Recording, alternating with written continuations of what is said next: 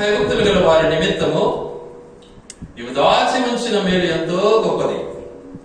నరుల ఎదుట నిన్ను ఆశ్రయించు వారి నిమిత్తము నీవు సిద్ధపరిచిన మేలు ఎంతో గొప్పది. కీర్తనలు 31:19 వచ్చిన భాగాన్ని మనం ఇప్పుడు ధ్యానిస్తున్నాం. అలాగే యోహాను సువార్త 4వ అధ్యాయం, యోహాను సువార్త 4వ అధ్యాయం 23-24 వచనాలు చదువుకుందాం. అయితే యథార్థముగా ఆరాధించు వారు ఆత్మతోనూ సత్యముతోనూ తండ్రిని ఆరాధించు కాలం వచ్చుచున్నది, అది ఇప్పుడునూ వచ్చే ఉన్నది. తను ఆరాధించు వారు అట్టి వారే కావాలనని తండ్రి కోరుచున్నాడు. దేవుడు ఆత్మ గనుక ఆయన ఆరాధించు వారు ఆత్మతోనూ సత్యముతోనూ ఆరాధింపబడినను. దేవుడు మనకిచ్చినటువంటి లేఖన భాగాన్ని బట్టి ఆయన యందు భయభక్తులు కలిగినటువంటి వారి ఎడల ఆయన చూపే మహాకృప, ఆయన చూపినటువంటి మహాకృప, ఆయన చేసే మేళ్లు ఎంతో గొప్పవి. ఏం మేలు చేస్తున్నాడు ఆయన? ఒకసారి జ్ఞాపకం చేసుకుందాం. ఏ మేలు చేశాడు మనకు ఆయన? నంబర్ 1 ఒకసారి జ్ఞాపకం చేసుకుందాం. దయచేసి ఈ విషయాలు మీరు జ్ఞాపకంగా మనసులో పెట్టుకొని వాటిని బట్టి మనం దేవుని స్తుతించడం నేర్చుకోవాలి. ఎల్లప్పుడూ కూడా ఆయన మనము స్తుతించాలి. ఆయన మనం స్తుతించలేకపోతే ఏం ప్రయోజనం లేదు. కనుక ఆయన మనకిచ్చినటువంటి ఈ గొప్ప మేళ్లను మనం మర్చిపోకూడదు. చూద్దాం, ఆ మాటను ఒక్కసారి జ్ఞాపకం చేసుకుందాం. ఆయన యందు భయభక్తులు కలిగినటువంటి వారి ఎడల ఆయన చేసే మేళ్లు. ఏం చేశాడు ఆయన? మేలు ఏ మేలు చేశాడు? ఆయన చేయని మేలు ఏదీ లేదు, ఏదైనా లేదు అనే దానికి వీలు లేదు. ప్రతిదీ ఆయన మేలే. ఏం చేస్తున్నాడు చెప్పాలి అంటే ఆయన చూడండి, దయచేసి మనం ఎక్కువగా శరీరానికి భయపడతాం, శరీరానికి ఎక్కువ భయపడతాం. కానీ ఈ శరీరం ఇచ్చింది ఎవరు? ఆయనే. ఈ ప్రాణం ఇచ్చింది ఎవరు? ఆయనే. అందుకే ఆయన అంటున్నటువంటి మాట ఏంటంటే మత్తయి సువార్త 10వ అధ్యాయం 20 వచనం. మత్తయి సువార్త 10వ అధ్యాయం 20 వచనం.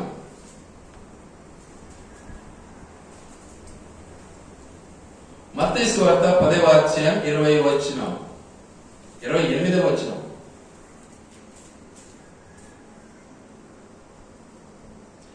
మరియు ఆత్మను చంపలేనగా దేహమనే చంపు వారికి భయపడకుడి కానీ ఆత్మను దేహమును కూడా నరకములో నశింపజేయగల వారికి మిక్కిలి భయపడి. సాధారణంగా మనం ఈ లోకంలో శరీరం కోసం భయపడిపోతూ ఉంటాం. శరీరానుసారమైన పరిస్థితులను బట్టి మనము భయాందోళనకు దిగజారిపోతూ ఉంటాం. కనుక వాటిని బట్టి దేవుడు అంటున్నాడు, చాలా చక్కగా మనతో మాట్లాడుతున్నటువంటి మాట, ఆత్మను ప్లస్ దేహమును, లేక ఆత్మను ప్రాణమును, ఆత్మను దేహమును చంపే వారికి భయపడాలి. మనం ఆత్మను దేహమును చంపేవారు ఎవరున్నారు ఈ లోకంలో అంటే ఒక యేసు ప్రభు ఒకడే, వేరే ఇంకెవ్వరు చంపలేరు. అందరూ దేహాన్ని చంపొచ్చు కానీ ఆత్మను అయితే చంపలేరు వాళ్ళు. కనుక దేవుడు మనకిచ్చినటువంటి ఆత్మ, ఈ శరీరము ఆయన ఇచ్చిన మహాకృప. ఆయన మనకిచ్చాడు. దాన్ని మనము ఏం చేయాలి? కృతజ్ఞతగా ఆయనకు స్తుతి చెల్లించాలి. ఈ ఆత్మ ప్రాణ దేహాలు ఆయనకు అర్పించడం మనకు అవసరం. అందుకే ఒక మాట అన్నాడు రోమాపత్రిక 12వ అధ్యాయం 2వ వచనం. రోమాపత్రిక 12వ అధ్యాయం 2వ వచనం. మీరు ఈ లోక మర్యాదను అనుసరింపగా, మీరు ఈ లోక మర్యాదను అనుసరింపగా ఏం చేయాలి మరి? ఉత్తమమును అనుకూలమును సంపూర్ణమునై ఉన్న దేవుని చిత్తమేదో పరీక్షించి తెలుసుకున్నట్లు మీ మనస్సు మారి నూతన మగుట వలన రూపాంతరము పొందండి. కాబట్టి రూపాంతరం పొందాలి మనము. రూపాంతరము అనేది చాలా ఉన్నతమైనటువంటి దశ. అది మామూలు విషయం కాదు. రూపాంతరము అనేది ఉన్నతమైనటువంటి దశ. అట్టి రూపాంతరాన్ని మనం కలిగి ఉండాలన్నది దేవుని యొక్క ఉద్దేశం. అందుకే ఆయన అంటున్నాడు, దీన్ని బట్టి ఆయన ఏం చేస్తున్నాడు? రూపాంతరం పొందాలి అని పైన ఒక మాటలో అన్నాడు. ఏమన్నాడంటే మిమ్మల్ని బ్రతిమాలుకుంటున్నాను అంటాడు. మిమ్మల్ని ఏం చేస్తున్నాడు? బ్రతిమాలుకొనుచున్నాను. దేవుని వాత్సల్యమును బట్టి మిమ్మల్ని బ్రతిమాలుకొనుచున్నాను. ఎంత బ్రతిమాలుతూ ఉన్నాడు అపోస్తలుడైనటువంటి పౌలు గారు. నిజంగా తన సేవ పరిచయం ఒకసారి మనం గమనిస్తే ఆత్మనిచ్చింది ఆయన, దేహాన్ని ఇచ్చింది ఆయన. ఆయన చేసినటువంటి గొప్ప కార్యాల నిమిత్తము, ఆయన చేసినటువంటి గొప్ప మేళ్లను బట్టి ఆయన మనం ఆరాధించే వారికి ఉండాలి. కాకపోతే పరిస్థితి ఏమైపోయింది అంటే, శరీరానికి మనం ఏం చేస్తున్నాం, ఎక్కువగా శరీరానికి ఏం చేస్తున్నామంట, శరీరానికి మర్యాద ఇవ్వడానికి ఇష్టపడుతున్నాం. లోక మర్యాదకే మనము బానిసలమైపోతున్నాం. అందుకే ఆయన చాలా చక్కగా స్పష్టంగా మనతో మాట్లాడుతున్నాడు. ఈ లోక మర్యాదను అనుసరింపక, ఈ లోక మర్యాదను అనుసరించొద్దు. ఏం చేయాలి మరి మనము? ఆయన మనకు నేర్పినటువంటి బోధ ఏంటిదంటే ఉత్తమము, రెండవది ఉత్తమమును, ఆ తర్వాత అనుకూలమును, ఆ తర్వాత సంపూర్ణమునైనటువంటి ఆయన చిత్తం, ఆయన చిత్తం, దేవుని యొక్క చిత్తం. ఆ చిత్తము అనే విషయాన్ని ఒకసారి గమనిస్తే ఎఫెసీ పత్రిక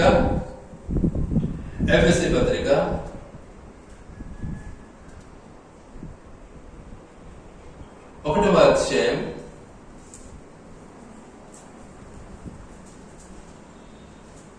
1-2 వచనాలు అందులో చదువుతున్నాం. దేవుని చిత్తము వలన క్రీస్తు యేసు అపోస్తలుడైన పౌలు ఎఫెసీలోనున్న పరిశుద్ధులను క్రీస్తు యేసునందు విశ్వాసులైన వారికి శుభమని చెప్పి వ్రాయినది. మన తండ్రి అయిన దేవుని నుండి, ప్రభు అయిన యేసు క్రీస్తు నుండి మీకు కృపయు సమాధానమును కలుగునుగాక. దేవుని చిత్తము, దేవుని చిత్తము. చిత్తము అనేది చాలా అవసరం. చిత్తానికి మనము ఏం చేయాలి? లోబడడం నేర్చుకోవాలి. చిత్తము, ఆజ్ఞ, దేవుని యొక్క ఇష్టము, దేవుని యొక్క ఇష్టము, దేవుని యొక్క ఆజ్ఞ, దేవుని యొక్క నడిపింపు, దేవుని యొక్క మాట, దేవుని యొక్క తన యొక్క ఆజ్ఞానుసారంగా మనం నడవటమే ఆయన చిత్తం. అట్టి చిత్తాన్ని అనుసరించడంలో ప్రథమంగా మనం ఒకసారి గమనిస్తే, మొట్టమొదటిగా ఎవరు నడిచారు అట్లా అంటే అబ్రహాం నడిచాడు. ఆయన చిత్తాన్ని బట్టి అబ్రహాం అన్నాడు. చూద్దాం ఒకసారి ఆదికాండం 12:1.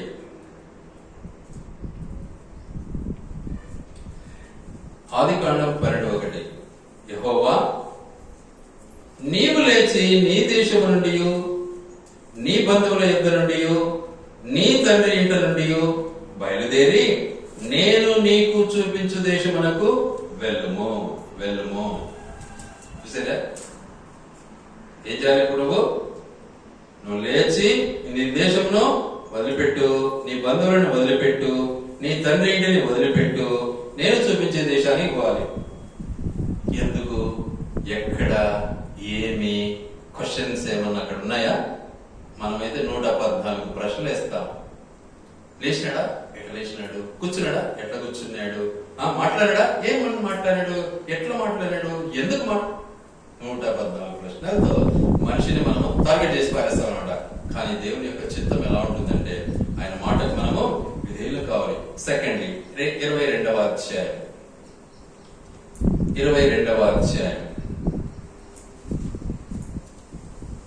1-2 వచనాలు చదువుకున్నాం. ఆ సంగతులు జరిగిన తరువాత దేవుడు అబ్రహామును పరిశోధించెను. ఎట్లనగా ఆయన అబ్రహామా అని పిలువగా అతడు చిత్తము ప్రభువా అనెను. అప్పుడు ఆయన నీకు ఒక్కడై ఉన్న నీ కుమారుని అనగా నీవు ప్రేమించు ఇస్సాకును తీసుకుని మోరియా దేశమునకు వెళ్ళి అక్కడ నేను నీతో చెప్పబో పర్వతములలో ఒకదాని మీద దహన బలిగా అతనిని అర్పించుమని చెప్పాను. చూసారా ఎంత చక్కగా అంటున్నాడు? ఒక్కడై ఉన్న నీ కుమారుడు అంటే ఒక్కడే నీకు కొడుకు కదా, అతను ఎంత గారాభంగా నువ్వు పెంచుతున్నావో, ఆ ప్రేమించినటువంటి, ఆ గారాభంగా పెంచినటువంటి ఆ ఇస్సాకును తీసుకొని పోయి మోరియా కొండ పైన ఏం చేయాలి? నువ్వు దహన బలి అర్పించు అంటున్నాడు. ఏమంట? దహన బలి అర్పించు అంటున్నాడు. మనమైతే ఏమంటాం? ఏం దేవుడయ్యా నాయన, లేక 100 సంవత్సరాల్లో ఒక కొడుకును దొరికితే మళ్ళీ ఏమంటున్నాడు? దహన బలి. ముందు దహన బలి అంటే సజీవంగా అట్నే పెట్టి ప్రాణంతో కట్ చేయాలి, ముక్కలు చేసి వేడ్చి మాట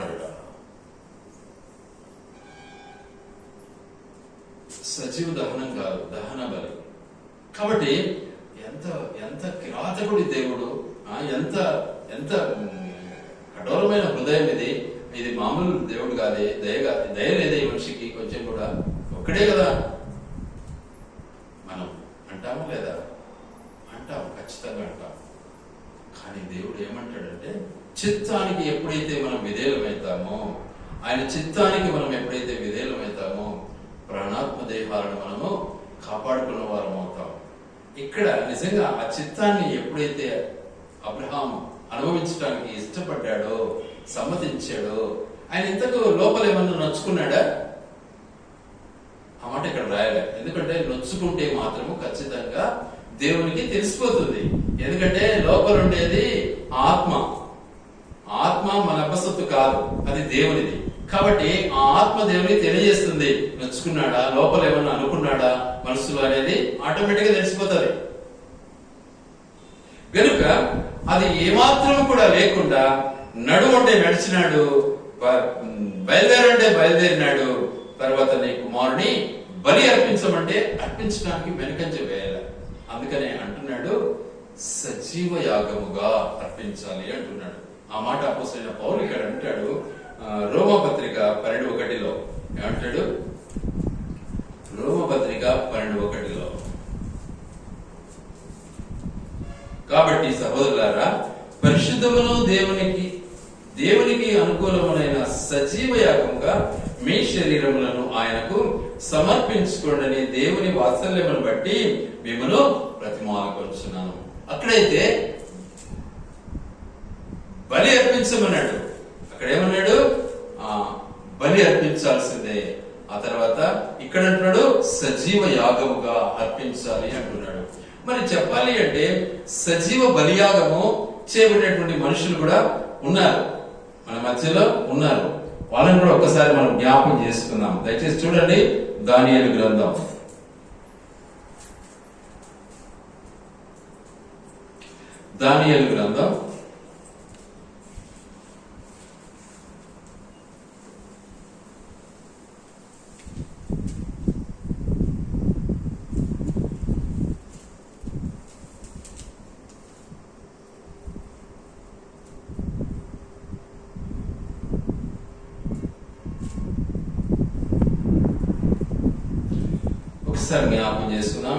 3వ అధ్యాయం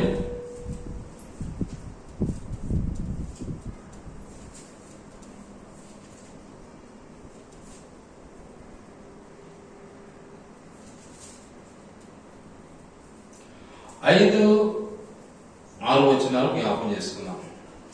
ఏమనగా, బాక, పిల్లంగ్రోవి, పెద్ద వీణె, సింఫోనియా, వీణె, విపంచిక, సకల విధములకు వాద్యధ్వనులు మీకు వినపడినప్పుడు రాజుకు నెబుకద్నెజరు నిలవబెట్టించిన బంగారు ప్రతిమ ఎదుట సాగిల పడి నమస్కరించుడి. సాగిల పడి నమస్కరింపని వాడు మండుచున్న అగ్నిగుండములో తక్షణమే వేయబడును. ఇది సంగతి. ఇది ఆజ్ఞ రాజు నుండి బయలుదేరింది. రాజు ఆజ్ఞ. ఎవరా రాజు? చెప్పాలి అంటే నెబుకద్నెజరు రాజుకు నెబుకద్నెజరు. బబులోను ప్రాంతంలో, నిజంగా బబులోను అంటే బహుశా ఇప్పుడున్నటువంటి ఇరాకే అనుకుంటారు, ఇరాన్. ఎస్, ఆ ప్రాంతంలో బబులోను. మరి ఈ రోజు మనం ఇరాన్ అనుకుంటున్నాం. అయితే ఆ ప్రాంతంలో రాజు నెబుకద్నెజరు వెళ్తున్నాడు. ఆ సమయంలో మరి దాదాపు 1000 మందిని ఇజ్రాయేలీలను చెరపట్టి తీసుకొని వెళ్ళారు. ఎంతమంది? 1000 మంది. 1000 మంది 10,000 మంది? సారీ, 10,000 మంది అనుకుంటా. 10,000 మందిని చెరపట్టి తీసుకొని వెళ్ళారు. అయితే 9,996 మంది 9,996 మంది ఆయన మాటకు లోబడినారు. అబ్బమ్మకు మొక్కటే మొక్కినారు, అడుగుచుంటే కూర్చున్నారు, లేదంటే లేచినారు. కానీ 4 మాత్రమే మొక్కలే. ఎవరెవరు? దానియేలు, షడ్రక్, మెషక్, అబేద్నెగో. వీళ్ళు ఇక్కడ వచ్చినటువంటి సమస్య ఏంది 3వ అధ్యాయంలో అంటే అక్కడ ఉన్నటువంటి పరిస్థితి ఒకసారి జ్ఞాపకం చేసుకున్నాం. ఆయన ఆజ్ఞ ఇచ్చినాడు. ఇచ్చిన తర్వాత ఏమైపోయింది ఇక్కడ అంటే అక్కడ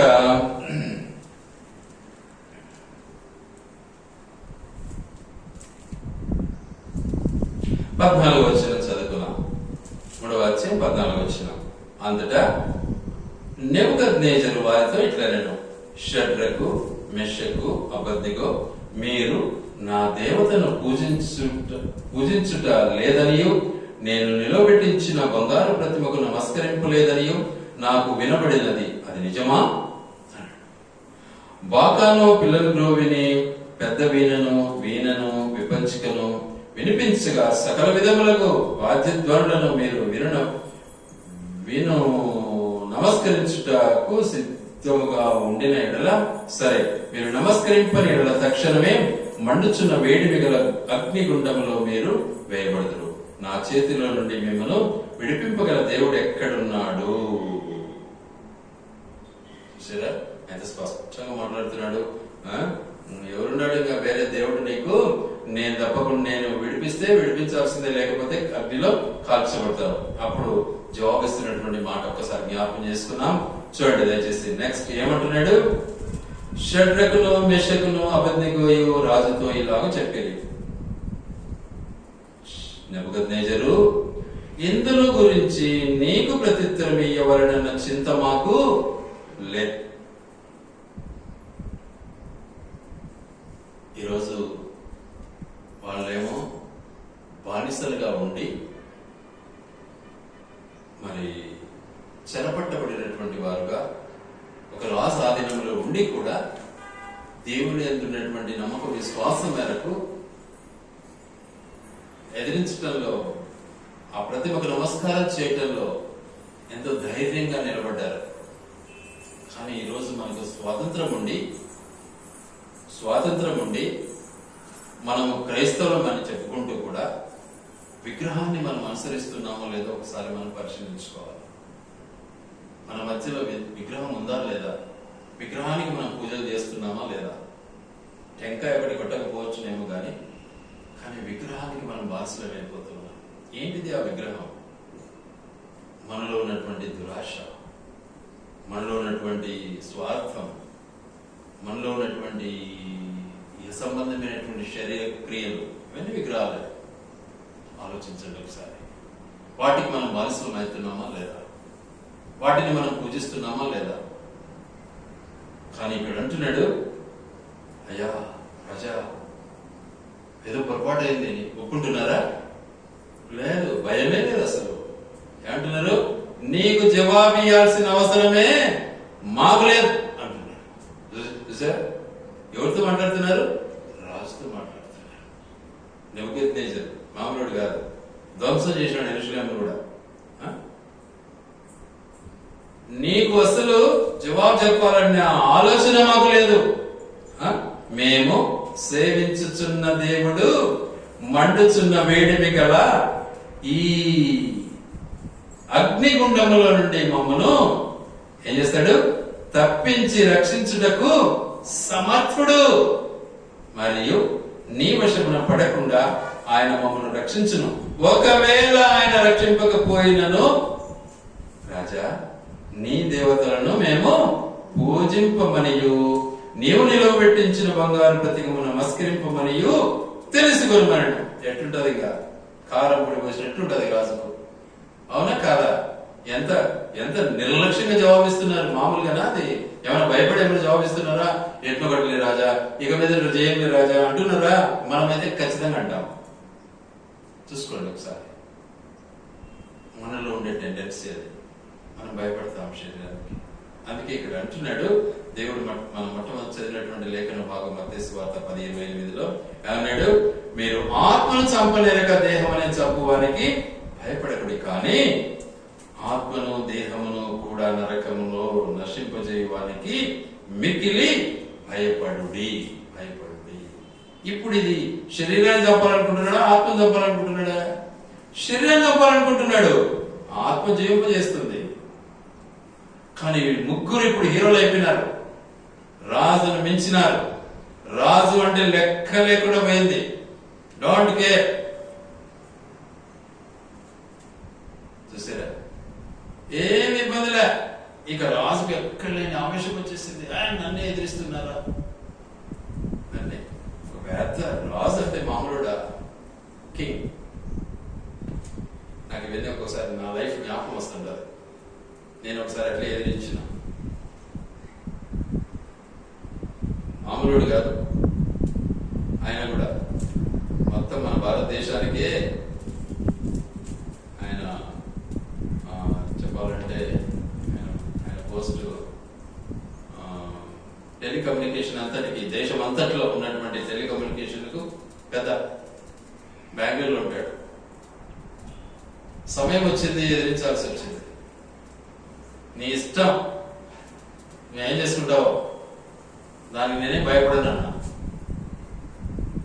ఎక్కడ లేని కళ్ళు ఎర్రగా అయిపోయినాయి, ముఖమంతా ఎర్రగా అయిపోయింది ఆ మనిషికి. ఇంకేమి లేదు, చీల్చి చెండాడేటట్లున్నాడు నన్ను. అందరూ భయపడుతున్నారు, ఏది ఇట్లా మాట్లాడుతున్నాడు అని అందరు చూస్తున్నారు.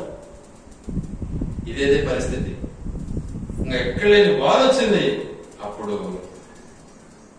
ఏం చేశారు ఆయన? చూడు, ఆయన ముఖం వికారం ఆయన కనుక గుండము ఎప్పటికన్నా 7 అంతలు వేడిముగా చేయమని ఆజ్ఞ ఇచ్చాను. తీసుకుపోయి వాడు ఏం చేసినాడండి? ఎందుకు వచ్చింది తిప్పలంతా? కాల్చడానికి మొదలుపెట్టాడు. అబ్రహాం కూడా ఏం చేశాడు? తీసుకెళ్ళాడు, కుమారుని పండేసినాడు, కత్తి ఎత్తినాడు చంపడానికి. అంతే కదా, ఏం మనసు లేదు.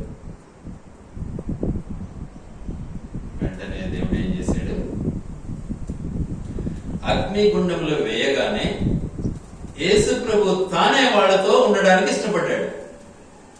చూసారా, యేసు ప్రభు తానే వాళ్ళతో సహవాసం కలిగి ఉండడానికి ఇష్టపడ్డాడు. ఎక్కడ? అగ్నిగుండంలో. ఇప్పుడు తలుచుకుంటే అగ్నిని ఆర్పాలన్నా, అగ్నిని రేపాలన్నా దేవుని చేతిలో లేదా? ఉంది. కానీ అగ్ని మండుతూనే ఉంది. అయితే 3 మనుషులకు తోడు 4వ వాడు కూడా ఏకమయ్యాడు. చూస్తుండే వారికి అందరికీ కూడా ఆశ్చర్యం వేసింది. ఇంకేం దిక్కు తెలియలే రాజు కూడా. ఏది 3 వేస్తే 4 కనిపిస్తున్నారు అన్నటువంటి మాట అక్కడ మనం చూస్తూ ఉన్నాము. కాబట్టి మన జీవితంలో చోటు ఇవ్వాల్సింది మన దేవునికే, లోకానికి కాదు, శరీరానికి కాదు. అందుకే అన్నాడు 2వ వచనం 12లో ఏమంటాడు? ఈ లోక మర్యాదను అనుసరింపక. ఈ లోక మర్యాదలు మనం ఈరోజు సేవకులు గాని, పాస్టర్లు గాని, విశ్వాసులు గాని ఈ లోక మర్యాదకే చోటిచ్చి దేవుణ్ణి ఏం చేస్తున్నారు? పక్కన కూర్చోబెడుతున్నారు. ఇవన్నీ చూసినప్పుడు భలే బాధలు వేస్తుంది నాకైతే. బైబిల్ చదువుతారు, వాక్యము చెప్తారు, కానీ ఏం చేస్తారు? దేవుని పక్కన పెడతారు. ఏం చేస్తారు మరి? లోక మర్యాదకే చోటిస్తారు. ఈరోజు అందుకే చూడు, ఏ మందిరముతో ఏ మందిరమో ఏం లేదు, ఏం లేదు, ఐక్యత లేదు, సమాధానం లేదు.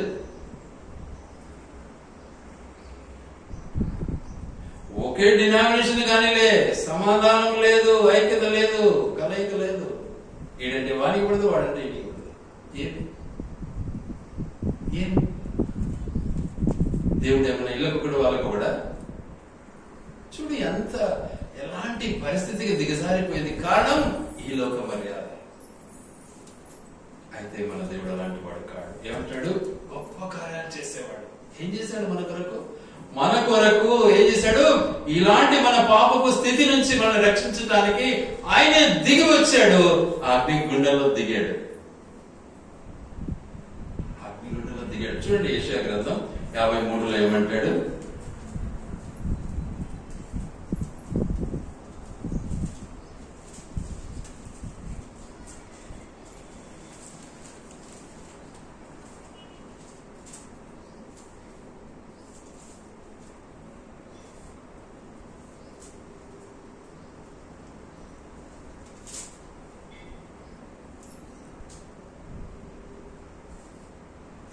నాలుగవ వచనం, నిశ్చయముగా అతడు మన రోగములను భరించెను, మన వ్యసనములను వహించెను, ఆయనను మొత్తబడిన వానిగాను దేవుని వలన బాధింపబడిన వానిగాను శ్రమ నొందిన వానిగాను మనం అతనిని ఎంచితిమి. ఆయన మన కొరకు దిగి వచ్చాడు, ఆయన మొత్తపడ్డాడు, ఆయన గాయపరచబడ్డాడు, ఆయన తృణీకరింపబడ్డాడు, ఆయన మన వ్యసనలన్నీ ఆయన భరించడానికి ఇష్టపడ్డాడు.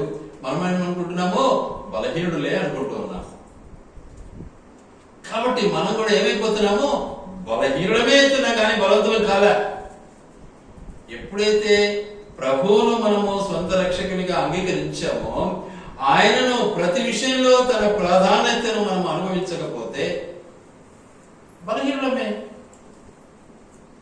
ఇందులో సందేహం లేదు. కాబట్టి దేవుడు మనకు, ఆయన తన భక్తుల కొరకు ఏం చేస్తున్నాడంట, ఎంత గొప్ప మేళ్లను చేయడానికి ఇష్టపడుతున్నాడు. నీ ప్రతి పాపాన్ని బట్టి నిన్ను క్షమించడానికి ఇష్టపడ్డాడు. నీవు నిజంగా శ్రమలో ఉన్నప్పుడు నీ శ్రమలో పాలు పంచుకోవడానికి ఇష్టపడ్డాడు.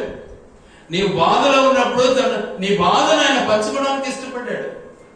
నీవు నిజంగా ఒక అగ్ని గుండంలో పడవేసినా కూడా నిన్ను కాల్చడానికి ఇష్టపడలే, నీతో కూడా ఆయన అగ్ని గుండంలో నివాసం చేయడానికి ఇష్టపడ్డాడు. మరి నిజంగా తన కుమారుని అర్పించడానికి ఆయన వెనుదీయకుండా ఏం చేశాడు, అబ్రహామా ఆగు అన్నాడు. అదిగో కొమ్ములు తిరిగిన పొట్టేలు ఆ పొదలో ఉంది, దాన్ని తెచ్చి బలి అర్పించన్నాడు. ఎవరా పొట్టేలు? ఎవరండి? యేసు ప్రభు సాక్షాత్తు. నీ కొడుకుని ఇయ్యదు, నా కొడుకుని ఇస్తాను నేను అన్నాడు. ఎంత అలాంటి దేవుని మనం ఆరాధించలేకపోతే ఏం ప్రయోజనం అండి. అందుకే అంటాడు, మన అతిక్రమ క్రియలను బట్టి ఆయన గాయపరచబడ్డాడు.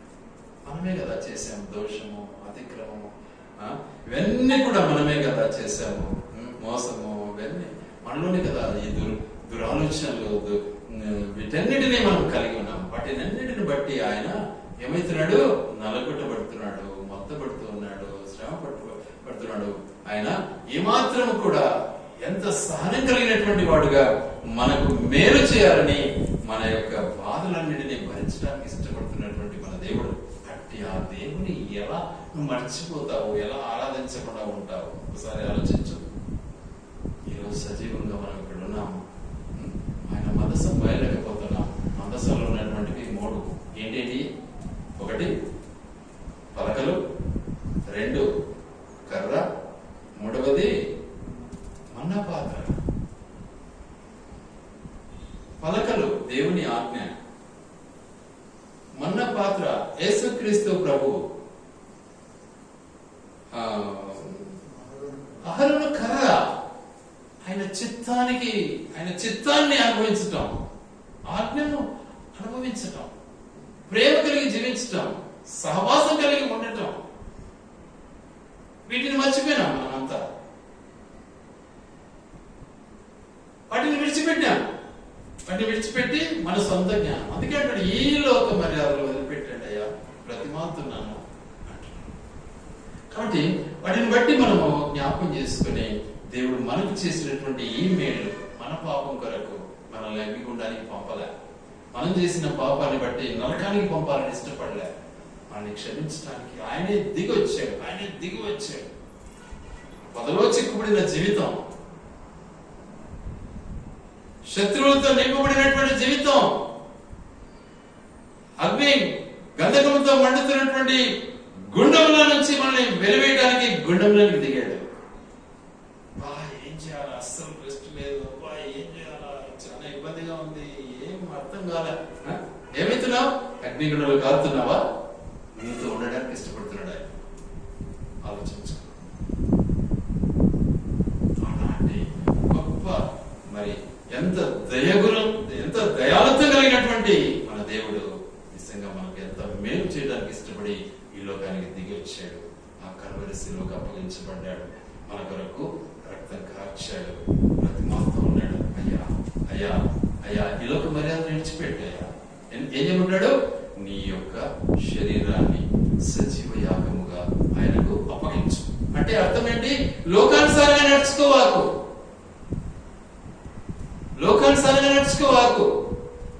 నిన్ను నీ దేవునికి అప్పగించుకో. మన జీవితాలను దేవునికి అప్పగించుకుంటే సంతోషము, సమాధానం దేవుడు మనకి ఇస్తాడు.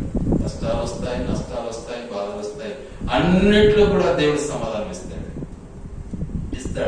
గ్యారంటీ ఇస్తాడు. దానికి నేనే సాక్ష్యం. ఇందులో సందేహం లేదు.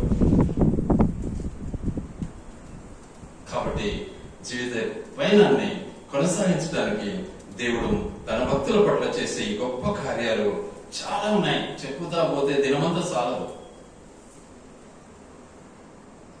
అక్కడ నిజంగా ద్వేషించబడ్డాను. పెద్ద అధికారి చెప్పాను కదా ఇప్పుడే, దేశానికి ఆయన పెద్ద అధికారి. Is the one of the director of the telecommunication department. నేను టెలికమ్యూనికేషన్ డిపార్ట్మెంట్ మనిషిని. నీకు చేస్తా చూడు, చూస్తా చూడు, వేస్తా చూడు అన్నాడు. అన్న తర్వాత ఏం చేశాడు? నేను ఒకటే మాట చెప్పాను, నన్ను ఎక్కడికి పంపించినా మనుషుల కాడికి పంపిస్తావు, నువ్వు జంతువుల కాడికి పంపవు కదా. ఏమైతుంది? ఎక్కడున్నా దేవుడు నన్ను కాపాడుతాడన్న చెప్తా నీకు అన్నాడు. పంపించాడు నన్ను పంజాబ్ పంపించాడు. రేసింగ్ యూనిట్ లో నైట్ అండ్ డే వర్క్ ఉంటుంది. నైట్ అండ్ డే, ఎందుకంటే రేసింగ్ కాబట్టి నైట్ అండ్ డే వర్క్ ఉంటుంది అనమాట. ఎంత వర్క్ ఉంటే మనకేం అందరు చేస్తారో మనం చేస్తాం తప్ప. అదేమన్నా నన్ను ఒక్కడే చెప్పారు కదా, నన్ను ఒక్కడే అందరిని పడేసి నన్ను ఏమని చెప్పి చేయమంటారా? లేదు కదా, 10 మంది నేను ఉంటాను, సందేహం ఏముంది? అయితే ఆ దేవాది దేవుడు నన్ను ఏం చేసినాడు తెలుసా?